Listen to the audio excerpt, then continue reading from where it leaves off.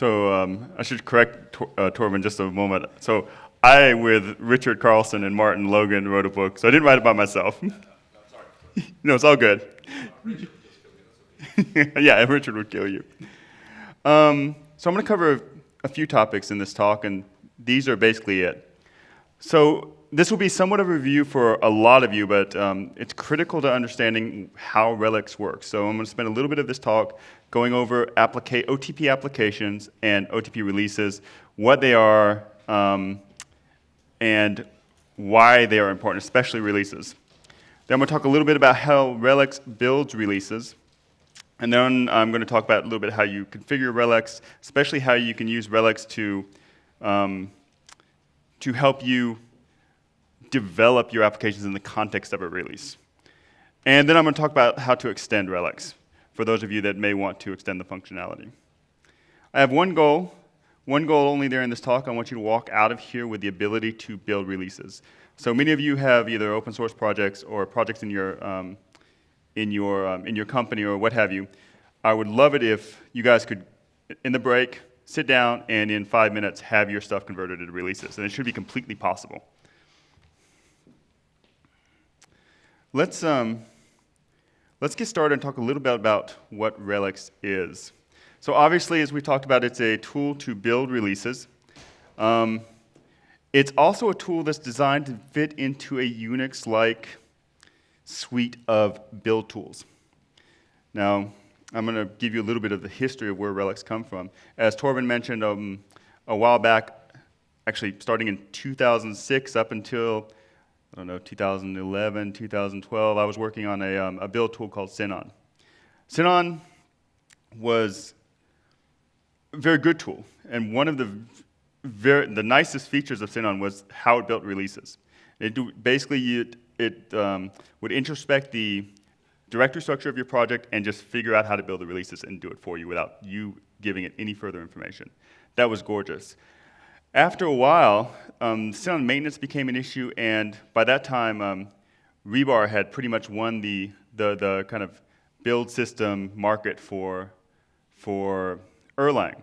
So I deprecated Synon, transitioned my development to Rebar, and everything worked fine except for now I had to build releases with other things besides Synon. It was a lot more effort and a lot more confusing. I couldn't imagine how crazy confusing it would be to people that didn't have a good knowledge of how releases didn't have a good knowledge of releases in general.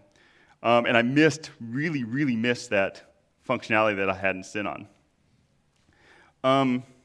So I started thinking about the problem, and I thought it would be really nice if there was a suite of Unix-like tools for building Erlang.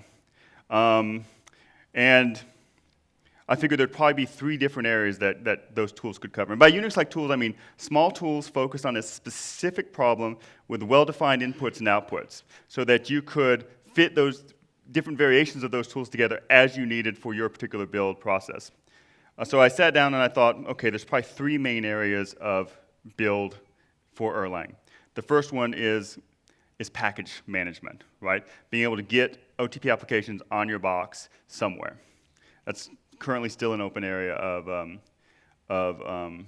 development. Although I will say Erlware, which is kind of like the open source company that I'm a part of, just got a Google Summer of Code project, so we have a Google Summer of Code intern working on that. So maybe that'll happen at the end of the summer. We'll see. It's going to be interesting.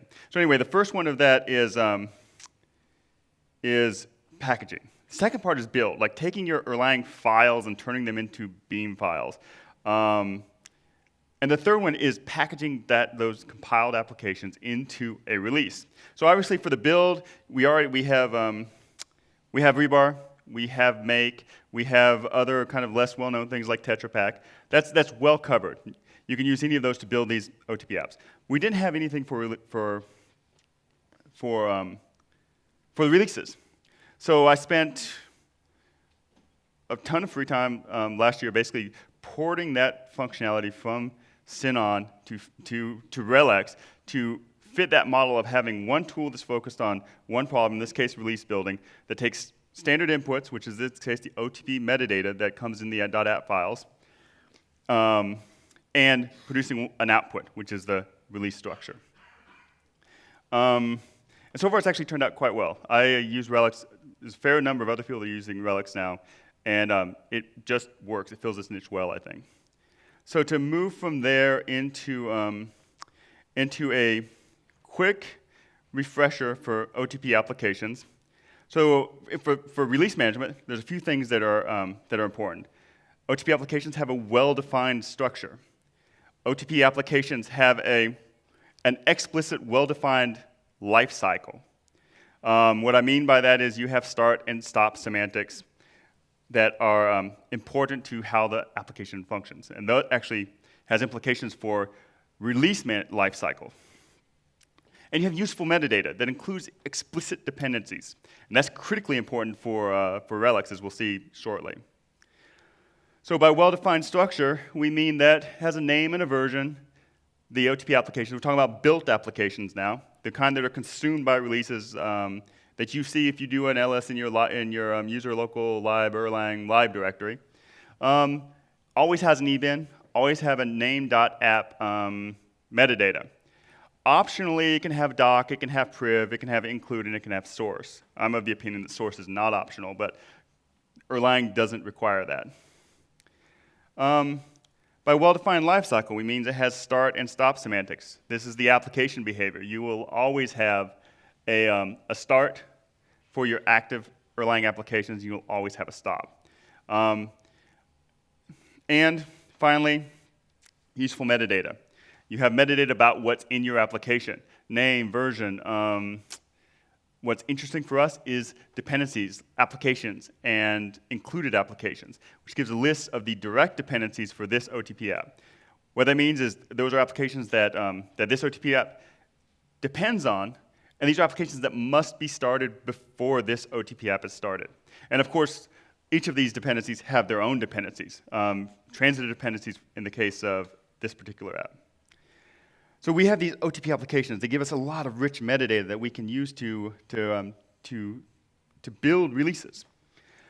Unfortunately, that's not usually what happens. Because still, there's a lot of confusion about releases in the community. People tend to focus on OTP apps. And actually, this is a huge improvement. Back before like 2010, you used to see people just write Erlang code that wasn't in the structure of apps. So the fact that most of the stuff we're seeing is OTP apps is a huge improvement.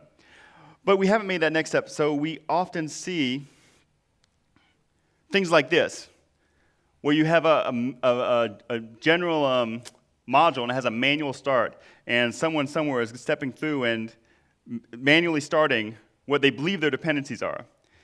And then you'll also really often see something like this, which is a little start script that calls that function we just saw that manually starts up all of your dependencies, right? So what do we end up here? We're not having an OTP app anymore. We have a system because we have the main app we're talking about, the thing that provides us our functionality, and then we have its dependencies. And so all those work together to provide a system for us. So, in this Erlang system, the dependency information is haphazard. We've defined it in our application metadata, but we pretty much ignore that, and we're starting our things up manually. And we're trusting that the developer knows what all of his direct dependencies and all of his transitive dependencies are, and he's starting them up. And in fact, in the example I showed you, there's got a bug because at least 2 of those dependencies are not started. And usually what we'll see also is we see a system where the component parts are spread around the file system, right? Some of those parts are in maybe in user lib, Erlang lib. Some of them might be in var op something or other. And we're doing a bunch of things like trusting that those versions are the versions of things we think they are, that the version of the Erlang runtime system, basically Erlang, on the disk is one that we've compiled for, all this kind of stuff. So it's extremely spread out, and we're lucky if everything's even there. So around the world, we have lots of systems that are assembled really poorly, like we just talked about. We see these stuff commonly deployed by tarring up and SCPing out to the individual apps out to a tarball. And we see dependency information kind of haphazardly just spread around the system. What we actually need is something that manages and, let me get where I can read it, it's not so good up there, something that manages and provides clear semantics around start up and shut down. Something that uses that dependency information that we've described in our OTP app metadata to manage dependencies for us. It's there, it's described, we just want it to be used. And something that assembles all this correctly. And then something to run that thing that we've assembled correctly in a way that's coherent for the system. And the reality is we actually already have all that. In the case of something that manages and provides clear semantics around system startup and shutdown, that's Erlang OTP releases. They've been defined since before Erlang was open sourced. For something that uses dependencies described and manages where they occur and when they are started, again, Erlang OTP releases. We have a release handler built into the system that will do that for us, as long as we give it enough information to do that. Something that does the creation and packaging of that, of those Erlang systems, we've had several of those. Sinon back in the day, Relcool that exists now, and Relx, the newest one that I'm aware of. And then again, something to manage the startup of those systems is Erlang OTP releases. The vast majority of this is built into the system that we already have. By far the vast majority of this. We provided one additional feature to assemble things in the right structure. And these are Erlang releases, OTP releases. So let's talk a little bit about what a release exactly is. So a release is a set of built versioned OTP applications that represent the direct and transitive dependencies of your top-level providers. A little bit of metadata that describes those applications and their startup order and this kind of thing to Erlang's release handler.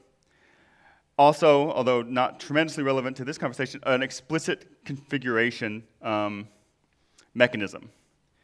And finally, tarball support that you can use to distribute as needed. And the release kind of looks like this. This is an absolutely beautifully well done image of our diagram. I don't think you could possibly do better than this. The main thing is the .rel file. The .rel file is a bit of metadata that tells us information about the Erlang release. It's very similar to the .app metadata that you might be more familiar with. That rel file describes those applications we talked about that make up the release. Related to that rel file is the .script and .boot file, which is the compiled version of that rel file that is used by the Erlang's release handler to actually run and start the release. And then optionally a sys.config for you guys to use as configuration. And this is what that metadata looks like. So we have the release name, in this case it's echo get in the version.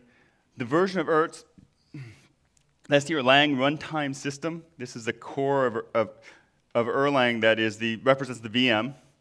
And then the version of those the names of the applications involved and the versions of those applications. These are all my dependencies, both direct dependencies and transitive dependencies. So all of my dependencies, both direct dependencies and the dependencies of my dependencies, and their start order, basically. And the on-disk structure looks something like this. Optionally, we can have ERTs. I, just like Jared before me, recommend that ERTs be distributed with your releases. We have a live directory with the built versioned OTP applications. And then we have the release metadata directory where we have the name of the release, the version of the release, and that metadata that we talked about, the .rel file, the .boot file, the .script file, sysconfig, and quite often vmargs. So let's, just lost my train of thought, sorry. Still a little bit of jet lag. So let's look at an example. And now I need a mirror displays.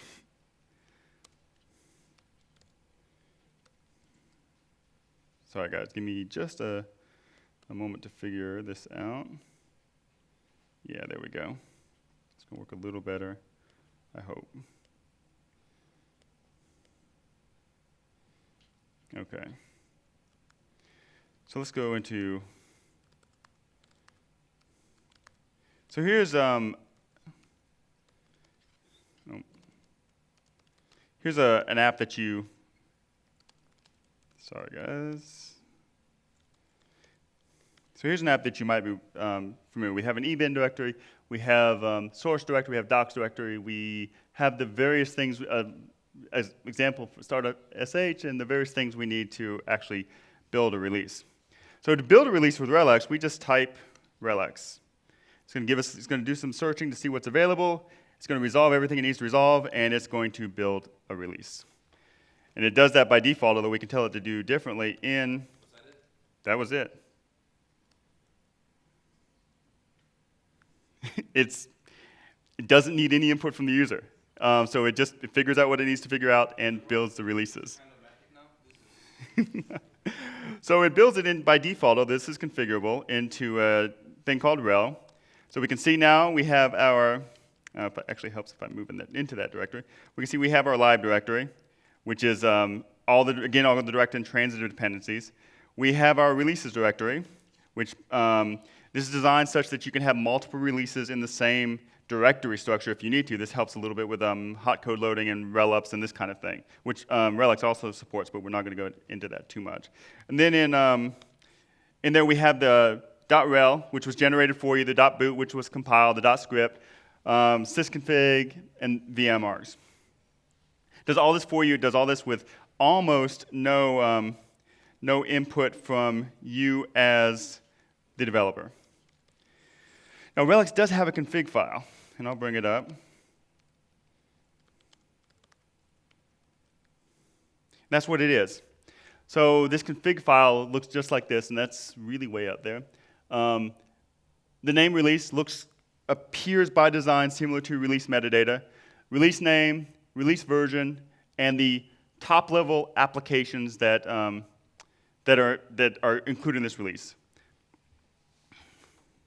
Now we can get back a little bit to our slide structure, although going back and forth is actually interesting.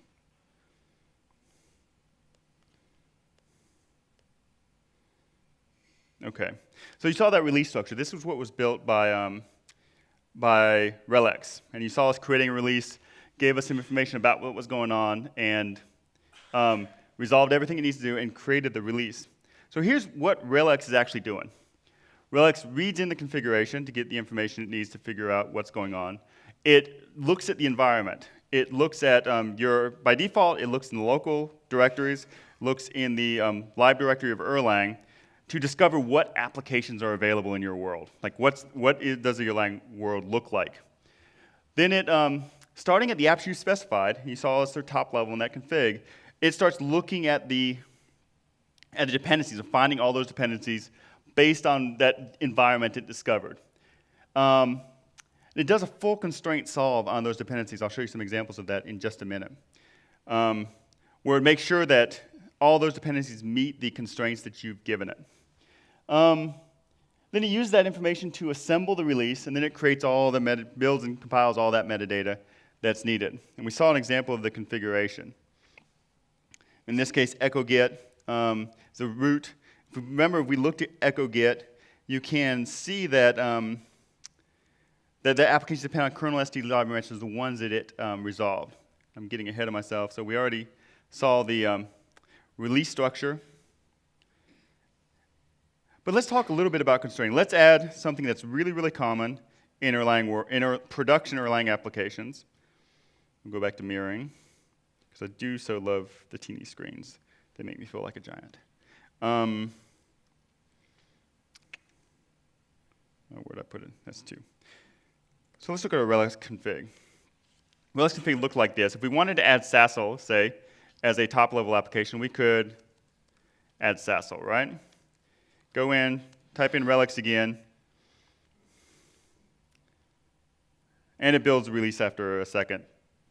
And we can see that in our live directory, we now have Sassel there. So I figured out where Sassel was and added it to our release. What if we only wanted Sassel that was greater than, what if, for some reason in our release, we wanted Sassel that was greater than 2.3?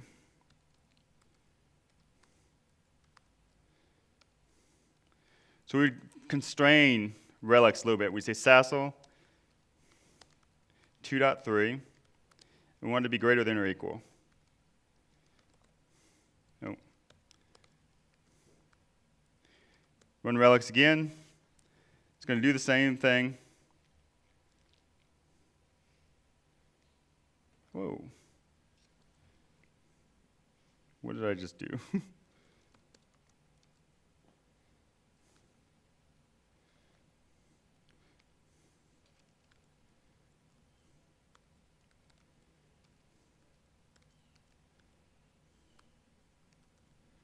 This is part of the course. I've run through this talk probably 10 times at least without a problem.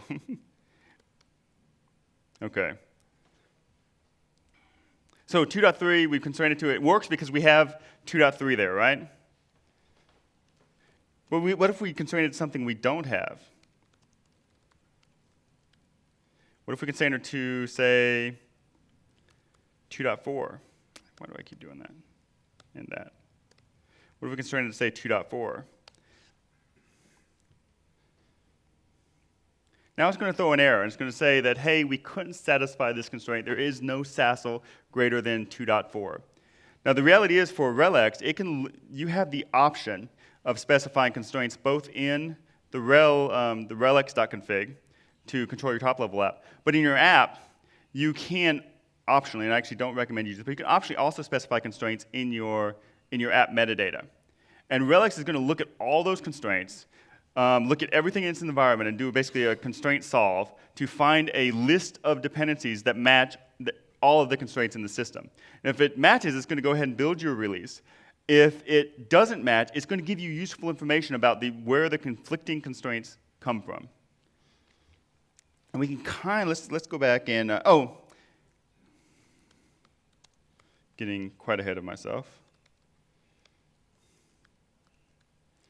So the constraints, basically the constraints you would expect, greater than, less than, greater than equal, less than or equal, between, and a piece I actually picked up from Basho, which is like between versions. So if you, it's a pessimistic solve, basically. So you could say, I want it to be this pessimistic solve between at 2.3, and it'll take every release between 2.3 up to, but not including 2.4. So you have really a lot of options about constraining releases.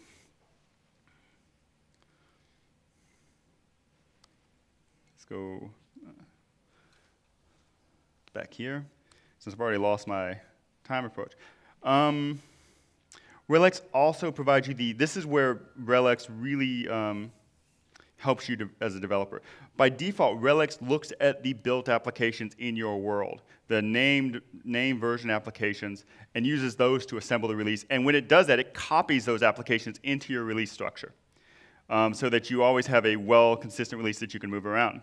However, it's oftentimes where you are working on, say, two applications. The application is actually providing services, but you're also doing bug fixes in some kind of dependency, and that has its own repo, and that's somewhere else. You can tell Relx to, don't worry about constraining anything. For this application name, look in this place. So for this one, we're saying we want overrides. For the sexpr application, we want to just use this sexpr directory on disk. And Relx will find that sexpr based on what you said and symlink it into your release with the proper version. And suddenly you can start your release, manage your release with that kind of that local dependency plugged in place of another dependency.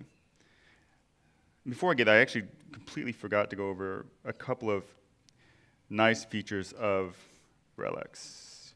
Let me fix this config, so we only need Sassel.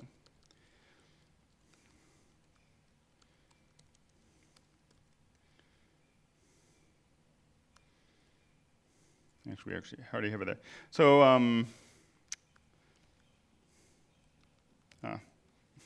so in our release directory, we have a bunch of, it helps to build the release, actually. So in our release directory, we have a bunch of stuff. One of the interesting things is once it builds your releases have their own life cycle. Erlang release handler understands how to start releases. You've got to pass some like magic incantations to Erl exec, which is what Erl calls eventually, to get it to start up that release. But we generate that script for you that works on, so far, all the Unixes we've tried and heard about. So in Rel, bin, there are two files. One is the name of your release, and one is the name of your release plus the version. They're the exact same file. We generate two just so that, because we overwrite that echo get, the name of the release, every time we generate. So we always want you to be able to start up the release version whether or not you've built multiple releases. So if there's an echo get 2.4, 2, 5, 4, 5, 6, 7, doesn't matter. You can always start up that version of your application. We also have that echo get, or not echo get, but the start script for the latest or the last generated version of your release. And that will always work for every release. And you can just call it, and it's going to start. And in this case, since it's a really simple, really simple application that runs on you can say, hey, good, look, it started. And that's actually going to work. If you've built a release and you're following the OTP stuff where you're configured in your sys.config and all this kind of stuff, that's always going to work. Now, in places where that doesn't work, we offer the kind of the same thing that Relcool offers. And just for those of you that are already using Relcool, this overlay stuff, you can actually literally copy and paste it into Relx, and it'll just work. Makes it really easy to migrate from Relcool to Relcool. For those of you that are not using Relcool, you can just forget that exists and look at these overlays. Overlays are a way for you to add stuff to the release without getting into plugins for Relx and this kind of thing. Basically, it lets us to specify a list of vars in a config file. That list of vars can, let's kill this. Let's make a vars.config. That looks like a standard Erlang prop list. So we can do something like myvar. Let's put foobar in there. So then we can create another file called myfile.tmpl, let's say. And we'll use this kind of standard template syntax to copy that. Then let's open up the Relx config. I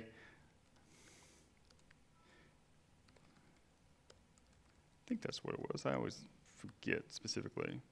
Overlay, yeah, that makes sense. I don't actually use these very often because I seldom have any need to do anything outside of normal releases. So let's say, okay, we want to use vars.config. Actually, I think that can only be one. Yeah. We're going to use vars.config. And then we want these overlays. First, we want to make dir in the release directory test. Then we want to copy that template over from my file.tmpl to test my file, let's say .text.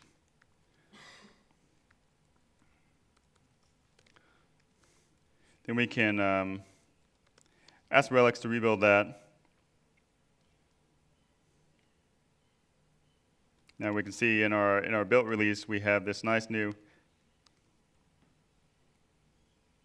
Let's hope if I didn't do something wrong, which could very well be the case, because I seem to be doing that quite a bit in this talk.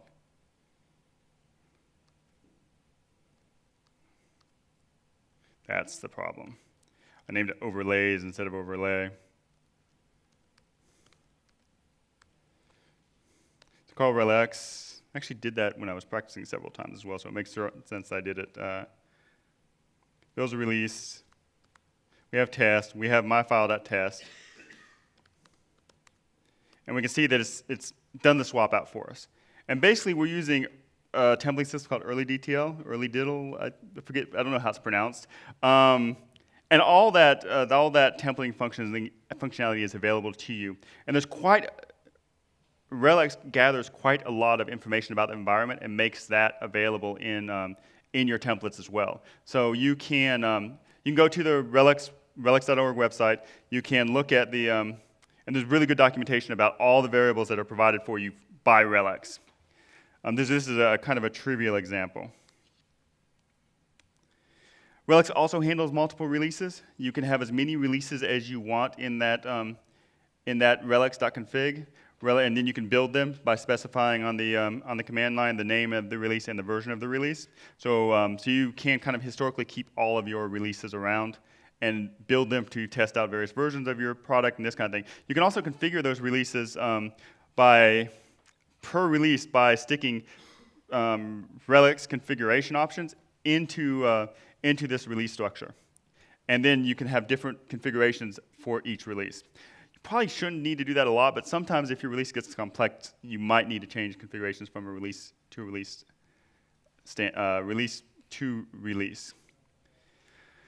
Relx provides a lot of functionality out of the box. Most of it's fairly easy to use, but if you get into a place where Relx doesn't provide functionality that you need, it's easily extendable. It has a simple to implement behavior called Relx provider, and an API for accessing information about the state of the release that's being built. That provider looks like this. You provide, these are the callbacks. You provide an init, you provide a do, and format error. Now, providers are basically, init's called when the provider is loaded. Do is called when that functionality is expected to be executed. And format error, if you return an error to Relx, and Relx wants to display that to a user, it's going to ask you to turn that error into some nice, pretty string so it can display it. It's kind of following that same model that Erlang itself follows in a lot of error handling situations. The providers are actually really simple. They take a Relx state and they return an Relx state, and they adjust that Relx state based on the things they need to do, so that later providers can also make use of the things they happen. So you can think of Relx as a series of state transitions, because Relx itself is implemented as a series of providers.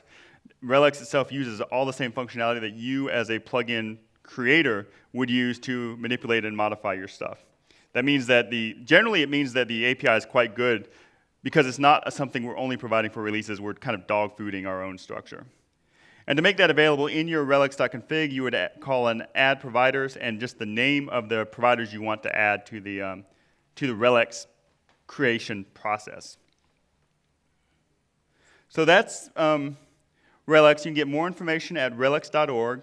And Relx is an Erlware project. We have we have a fairly good number of well-done, well-designed, well-implemented, hopefully, tools that you can make aware of. More information about Erlware at erlware.org.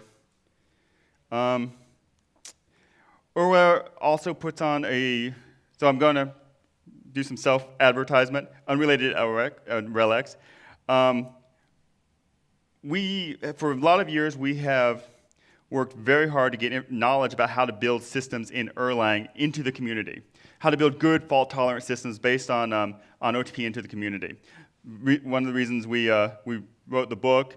We've also started in 2010 giving these 2-day workshops. They're really intense 2-day workshops about how to build large-scale fault-tolerant systems in Erlang using OTP. They tend to be extremely inexpensive. We don't make money off them. We cover the cost of the venue and the cost of travel and this kind of stuff. And our goal is to promulgate knowledge. This year we're doing 2 for the first time. We're doing one in Amsterdam on August 30th and 31st. It's actually insane because Spill Games, who are here today, you guys should go talk to them, is sponsoring most of the cost of the conference. So the price of entrance is just €55.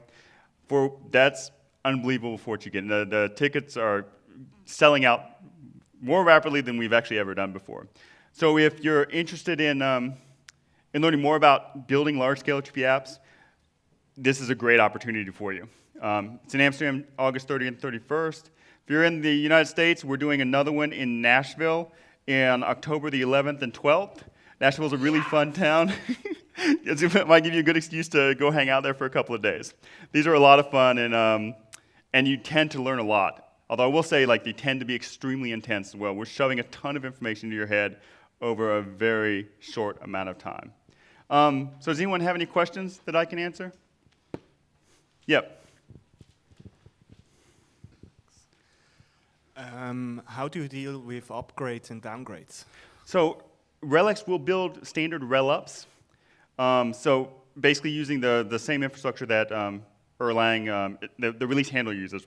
You're responsible for creating your app ups. There's, at least for right now, there's too much specific knowledge that goes into app ups for Relx to comfortably be able to create those. So, but if you create your app ups for each of the ones that need it, Relx will happily and transparently create a rel-up. You just do that by Relx space rel-up, and it'll create a rel-up instead of an app up. And then you can, by default, it'll look at the latest 2 releases and create a rel-up for those 2, like from the oldest one to the newest one. But you can also pass command line options to change what it's like upgrading from and to. Thanks. No problem. Yep. If the next question man is on this front, I'm going to get mad. So someone over here needs to ask a question next, because I want to see Torben run more. So with the when you versioned the dependencies in the Relx config, how does that work with the dependencies in the Rebar config? Do you specify them in both? Like, you know, if you're fetching dependencies from like Git or something. Right. So so you have to specify them in both right now. If you specify dependencies well, if you specify dependencies in the Relx config, and that's optional, you have to specify it there, right? Now, it's quite common for, so by default, Relx chooses the latest dependency that matches its constraints, right? So if the dependency only exists in your deps directory that Rebar creates, that's the one it's going to find. So you can feel free to leave the dependencies off of the relx.config and just use the ones in the Rebar config, right? Because Relx is going to go and look at what's available to it and use the latest ones of the OTP apps that are there. But Relx has no specific knowledge about Rebar by design, right? But well, to some extent, if it finds a deps directory, it's going to use that. So that's the extent of its direct knowledge of Rebar, though. So maybe I missed it. Where else does it look if you don't have a deps directory? Like, say you don't put any deps in the Rebar config. Then by default, it's only going to look in the libdir of your current Erlang release. And you can also specify other directories for it to look at. Okay, that makes sense. Yeah. All right, thanks. No questions over here? Come on, guys. No. Any other questions? So no other questions. We can, so I have no idea where we are for time, unfortunately. We have 4 minutes. Okay. So if that's the case, then you guys can, and when we're going into a break, so you get a little bit longer break. Thank you very much. Yep.